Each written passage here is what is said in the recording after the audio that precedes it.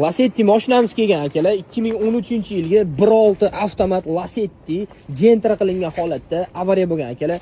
Mashinamiz o'ta go'zal bo'lgan Toshkentning mashinasi, lekin baxtsiz hodisa tufayli mana shu holatga tushib qolgan akalar.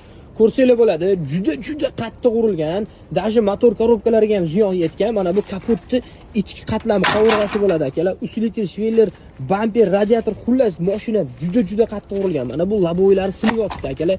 Eshik ramkalarini menimcha shopirni qutqaramiz deb eshik ramkalarini shopirlar tortgan bo'lsa kerak.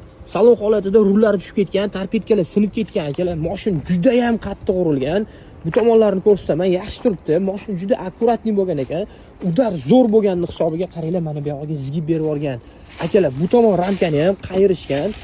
Sakediskalarda yumshoq archa ballonlarda, xullas mashinani maza qilib haydab qarab yurishgan ekan. Mana shu holatga tushib qolgan akalar. Egalari Instagram profili orqali menga murojaat qilishdi. Shunaqa urilgan mashinamiz bor, sotib olamiz deyishdi akalar. Bilasizlar, butun O'zbekiston bo'ylab shunaqa pachoqlangan, urilgan, yongan mashinalar olamiz. Bemalol murojaat qilaverasizlar. Pastda telefon nomer qoldiraman, aloqaga chiqaverasizlar. Agarda bizga tanish bilishlarda avariyali mashina chiqib qolsa, bizga topib bersanglar, $100 dan $200 gacha suyunchi puli beramiz akalar. Bemalol murojaat qilinglar. Joninglar sog' bo'lsin, o'zinglarni ehtiyot qilinglar.